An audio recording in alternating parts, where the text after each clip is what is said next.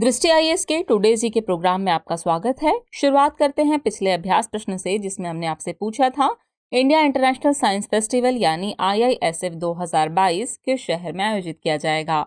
आपके ऑप्शन है option A Chennai, option B Delhi, option C Bhopal या फिर ऑप्शन डी कोलकाता। तो इस प्रश्न का सही उत्तर है विकल्प सी भोपाल। आप में से कई व्यूअर्स ने इस प्रश्न का एकदम ठीक जवाब दिया है। चलिए अब आगे की बात को एक्सप्लेनेशन से समझते हैं। भारत अंतर्राष्ट्रीय विज्ञान महोत्सव यानी IISF 2022 मध्य प्रदेश के भोपाल शहर में 21 से 24 जनवरी 2023 तक आयोजित किया जाएगा, इसलिए विकल्प सी सही है। IISF 2022 वर्ष 2015 में अपनी स्थापना के बाद से इसका 8वां संस्करण है। IISF विज्ञान एवं प्रौद्योगिकी मंत्रालय और पृथ्वी विज्ञान मंत्रालय की पहल है।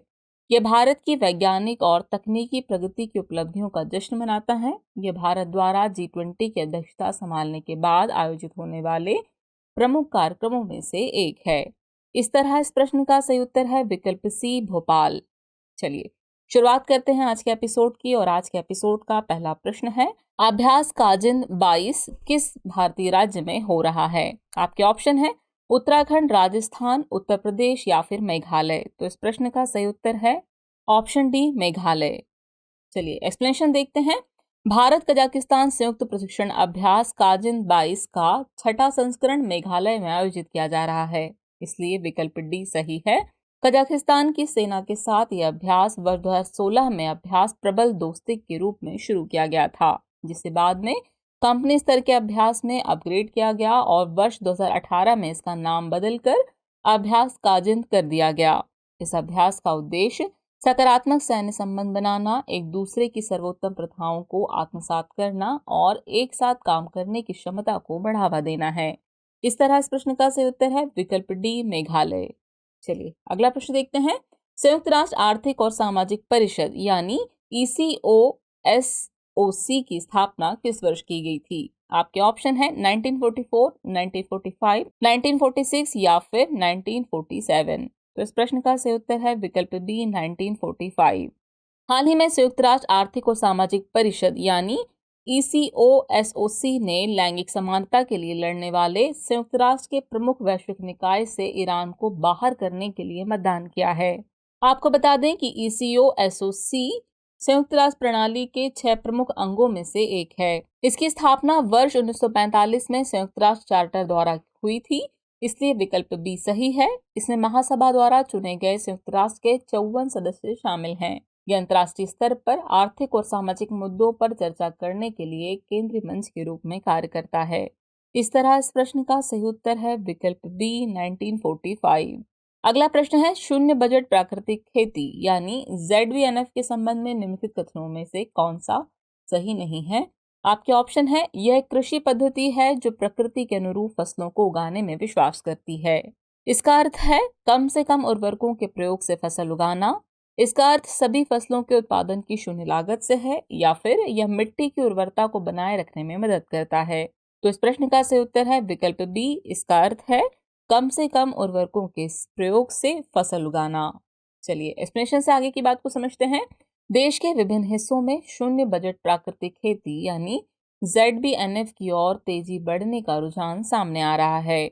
ZBNF का अर्थ है बिना किसी उर्वरक, कीटनाशक, बाजार के बीज या किसी अन्य बाहरी सामग्री का उपयोग किए बिना फसल उगाना, इसलिए विकल्प बी सही होगा। इसका दूसरा अर्थ सभी फसलों के उत्पादन की शून्य लागत से है। यह मिट्टी की उर्वरता को बनाए रखने और उत्पादन की कम लागत सुनिश्चित करने में भी मदद कर रहा है, जिससे किसानों की आय में वृद्धि हो रही है। भारत सरकार भी भारतीय प्राकृतिक कृषि पद्धति के माध्यम से इसका प्रचार प्रसार कर रही है, इसलिए इस प्रश्न का सही उत्तर है विकल्प बी। इसका अर्थ है कम से कम उर्वरकों के प्रयोग से फसल उगाना। अगला प्रश्न है भारतीय शिल्प के संदर्भ में बेपुर उरु क्या है। आपके ऑप्शन है केरल में एक नाव, ओडिशा में कठपुतली, कर्नाटक में मार्शल आर्ट या फिर महाराष्ट्र में लोक नृत्य। तो इस प्रश्न का सही उत्तर है विकल्प ए केरल में एक नाव। केरल में कोझिकोड की जिला पर्यटन प्रोत्साहन परिषद ने प्रसिद्ध बेपोर उरु नाव के लिए भौगोलिक संकेतक यानी GI टैग के लिए आवेदन किया है। बेपोर उरु केरल में कुशल कारीगरों द्वारा दस्तकारी की गई एक लकड़ी की नाव है, इसलिए विकल्प ए सही है। ये केरल के व्यापारिक संबंधों और खाड़ी देशों के साथ दोस्ती का प्रतीक है। यह नाव बिना किसी आधुनिक तकनीक का उपयोग किए शुद्ध रूप से प्रीमियम लकड़ी से बनी होती है। प्रत्येक नाव को बनाने में 1 से 4 साल का समय लगता है और पूरी प्रक्रिया मैनुअल रूप से की जाती है। इस तरह इस प्रश्न का सही उत्तर है विकल्प ए, केरल में एक नाव। अगला प्रश्न है, हाल ही में सुलिवन हिकेल अध्ययन खबरों में था, यह किससे संबंधित है? आपके ऑप्शन है प्राकृतिक वातावरण, अंतरिक्ष की खोज, उपनिवेशवाद या फिर समुद्री प्रदूषण। तो इस प्रश्न का सही उत्तर है विकल्प सी, उपनिवेशवाद। हाल ही में डायलन सुलिवन और जेसन हिकेल द्वारा औपनिवेशिक शासन में भारत की स्थिति का अध्ययन किया गया, इसलिए विकल्प सी सही है। इस अध्ययन के मुताबिक वर्ष 1880 से 1920 के बीच लगभग 100 मिलियन भारतीयों की भारत में ब्रिटिश नीति के कारण मृत्यु हो गई। अंग्रेजों की दमनकारी आर्थिक नीतियों से मारे गए लोगों की संख्या का अनुमान लगाने के लिए इस अध्ययन में जनगणना के आंकड़ों का उपयोग किया गया। 1881 के बाद ब्रिटिश भारत में मृत्यु दर में लगातार वृद्धि देखी गई, जो 1921 तक लगभग 20% तक रही। ब्रिटिश शासन के दौरान भारत में गरीबी वर्ष 1810 में 23% से बढ़कर 20वीं शताब्दी के मध्य में 50% से ज्यादा हो गई। इस तरह इस प्रश्न का सही उत्तर है विकल्प सी, उपनिवेशवाद। अगला प्रश्न है, निम्नलिखित युग्मों पर विचार कीजिए। एक तरफ जीआई टैग दिए गए हैं, दूसरी तरफ राज्य दिए गए हैं, आपको सुमेलित करना है। तो पहला है गमोसा असम, दूसरा अलीबाग सफेद प्याज महाराष्ट्र, तीसरा तंदूर रेड ग्राम उत्तर प्रदेश। दिए गए युग्मों में से कौन सा सुमेलित है, आपको ये बताना है। आपके ऑप्शन है ऑप्शन ए केवल 1 और 2, ऑप्शन बी केवल 2 और 3, ऑप्शन सी केवल 1 और 3 या फिर ऑप्शन डी 1, 2 और 3। तो इस प्रश्न का सही उत्तर है विकल्प ए, यानी केवल 1 और 2 युग्मी जो है वो सुमेलित हैं। चलिए एक्सप्रेशन आगे की बात को समझते हैं। हाल ही में केंद्र सरकार ने 9 उत्पादों को भौगोलिक संकेतक यानी जीआई टैग प्रदान किया है। इसी के साथ भारत में पंजीकृत जीआई टैग उत्पादों की कुल संख्या अब 432 हो गई है। हाल ही में दिए गए जीआई टैग में असम का गमोसा और तेलंगाना का तंदूर रेड ग्राम शामिल है, इसलिए युग्म 1 सुमेलित है, जबकि युग्म 3 सुमेलित नहीं है। गमोसा असम का एक पारंपरिक कपड़ा है, जबकि तंदूर रेड ग्राम तेलंगाना क्षेत्र में एक पारंपरिक फसल है। कुछ समय पहले महाराष्ट्र में सफेद प्याज की एक पारंपरिक किस्म अलीबाग सफेद प्याज को भी यह टैग दिया गया था, इसलिए युग्म 2 भी सुमेलित है। इस प्रकार इस प्रश्न का सही उत्तर है विकल्प ए, यानी केवल 1 और 2 सुमेलित हैं। अगला प्रश्न है, निम्नलिखित में से कौन सा चैनल या नहर इंग्लैंड के दक्षिणी तट को फ्रांस के उत्तरी तट से अलग करता है? आपके ऑप्शन है पनामा नहर, स्वेज नहर, उत्तर चैनल या फिर अंग्रेजी चैनल। तो इस प्रश्न का सही उत्तर है विकल्प डी, अंग्रेजी चैनल। हाल ही में इंग्लिश चैनल के ठंडे पानी में एक छोटी नाव के डूबने से 4 प्रवासियों की मौत हो गई। इंग्लिश चैनल अटलांटिक महासागर की एक शाखा है। यह इंग्लैंड के दक्षिणी तट को फ्रांस के उत्तरी तट से अलग करता है और उत्तरी सागर को अटलांटिक से जोड़ता है, इसलिए विकल्प डी सही है। आपको बता दें कि अटलांटिक महासागर एक एस आकार का महासागर है जो आर्कटिक से अंटार्कटिका तक फैला हुआ है। यह पश्चिम अमेरिका और पूर्व में अफ्रीका और यूरोप के बीच स्थित है। इस तरह इस प्रश्न का सही उत्तर है विकल्प डी, अंग्रेजी चैनल। अगला प्रश्न है, वह कौन सी रणनीति है जिसमें अंतर्राष्ट्रीय कंपनियां केवल चीन में निवेश न करके अपने व्यवसायों को अन्य स्थानों पर भी स्थापित करती हैं? आपके ऑप्शन है दक्षिण पूर्व एशिया रणनीति, चीन+1 रणनीति, पश्चिम एशिया रणनीति या फिर वन चाइना रणनीति। तो इस प्रश्न का सही उत्तर है विकल्प बी, चीन+1 रणनीति। चलिए एक्सप्लेनेशन आगे की बात को समझते हैं। गूगल के मुख्य कार्यकारी अधिकारी यानी सीईओ सुंदर पिचाई जल्द ही भारत आएंगे। सुंदर पिचाई और भारत सरकार के बीच बातचीत का एक मुद्दा भारत में मोबाइल फोन की असेंबलिंग का है। ये बातचीत महत्वपूर्ण साबित होगी क्योंकि भारत सरकार चीन+1 रणनीति के तहत भारत में उत्पादन के लिए वैश्विक कंपनियों पर दबाव बना रही है। चाइना+1 एक ऐसी रणनीति है जिसमें अंतर्राष्ट्रीय कंपनियां केवल चीन में निवेश न करके अपने व्यवसायों को अन्य स्थलों पर भी स्थापित करती हैं, इसलिए विकल्प बी सही है। चलिए अगला प्रश्न देखते हैं। इंडिया इंटरनेट गवर्नेंस फोरम 2022 के संदर्भ में निम्नलिखित कथनों पर विचार कीजिए। कथन 1 है कि संयुक्त राष्ट्र इंटरनेट गवर्नेंस फोरम यानी यूएनआईजीएफ से जुड़ी एक पहल है। कथन 2 है, ये इंटरनेट से संबंधित मुद्दों पर चर्चा करने के लिए विभिन्न समूहों के प्रतिनिधियों को एकजुट करता है। उपयुक्त में से कौन सा या से कथन सही है या फिर है केवल 1, केवल 2 एक और दो दोनों और न तो एक न ही दो। तो इस प्रश्न का सही उत्तर है विकल्प सी, एक और दो दोनों ही सही है।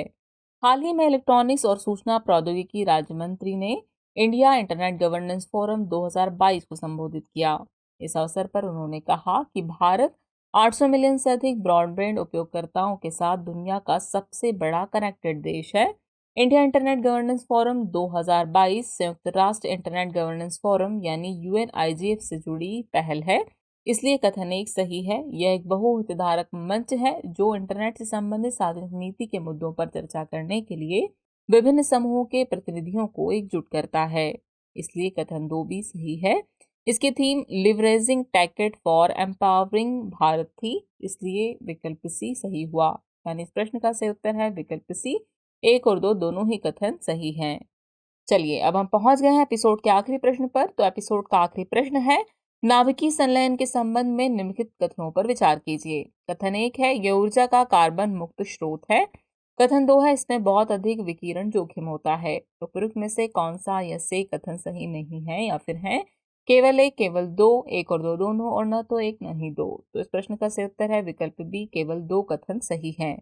हाल ही में संयुक्त राज्य अमेरिका में वैज्ञानिकों ने पहली बार परमाणु संलयन प्रतिक्रिया से ऊर्जा में शुद्ध लाभ हासिल किया है। इसे ऊर्जा का सबसे भरोसेमंद स्रोत माने जाने वाली परमाणु संलयन तकनीक में एक बड़े कदम के रूप में देखा जा रहा है। वर्तमान में दुनिया भर में उपयोग की जाने वाली परमाणु ऊर्जा विखंडन प्रक्रिया से आती है, जिसमें भारी तत्व के नाभिक को हल्के तत्वों के नाभिक में नियंत्रित तरीके से विभाजित किया जाता है, जबकि संलयन प्रक्रिया में दो हल्के तत्वों के नाभिक आपस में जुड़कर एक भारी परमाणु के नाभिक का निर्माण करते हैं। ये ऊर्जा का एक कार्बन मुक्त स्रोत है जिसमें नगण्य विकिरण जोखिम होता है, इसलिए कथन एक सही है जबकि कथन दो सही नहीं है। इस तरह इस प्रश्न का सही उत्तर है विकल्प बी, केवल दो। चलिए अब आज के एपिसोड का अभ्यास प्रश्न देखते हैं। औषधीय उद्देश्यों को छोड़कर नशीले पेय और स्वास्थ्य के लिए हानिकारक दवाओं के सेवन पर प्रतिबंध का उल्लेख संविधान की किस विशेषता में किया गया है? आपके ऑप्शन है, ऑप्शन ए प्रस्तावना, ऑप्शन बी मौलिक अधिकार, ऑप्शन सी राज्य के नीति निर्देशक तत्व या फिर ऑप्शन डी मौलिक कर्तव्य। तो व्यूअर्स इस प्रश्न का जवाब कमेंट बॉक्स में देना न भूलें। जल्द ही मिलते हैं नए एपिसोड में नए नए सवालों और उनके नए नए जवाबों के साथ। तब तक के लिए शुक्रिया।